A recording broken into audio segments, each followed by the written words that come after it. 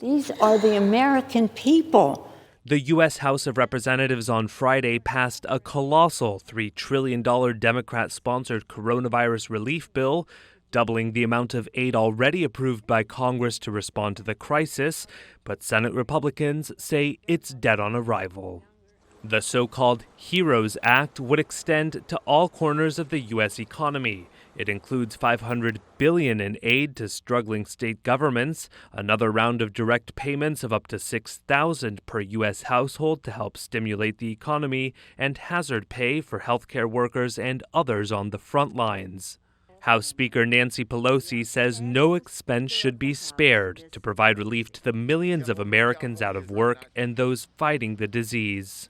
Let us come together and give them a real signal that we care by allocating the resources to meet their needs. The bill also allows the Speaker to temporarily implement remote proxy voting for 45 days. Republicans say the measure is unconstitutional and that the House should return to Washington, like the Republican-led Senate, but Democrats say it's more important to slow the spread of the virus in Washington, which is under lockdown until June 8th. GOP Oklahoma Congressman Tom Cole opposes the aid package, likening it to a Christmas wish list. It would make more sense, in my view, Madam Speaker, to just send it straight to Santa Claus than to send it to the United States Senate. Have a better chance of becoming law that way. Pelosi hit back at that notion. This is not a Christmas tree.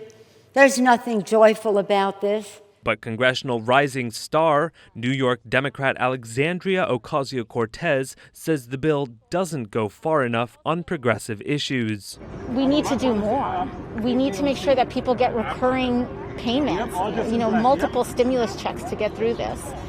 We need to make sure that people feel safe in their housing. I think we can go further, especially when it comes to health care. We want to get to a place where people feel comfortable going to the doctor and not being afraid of the bill. U.S. President Donald Trump, actively pushing to reopen the U.S. economy, has promised to veto the measure, also being called the Phase 4 stimulus bill. No, not so much Phase 4. No, Phase 4 is going to happen, but it's going to happen in a much better way for the American people. Trump had previously touted Phase 4 as the long-awaited infrastructure bill he campaigned on to create jobs, though he's also said another round of checks to Americans isn't off the table.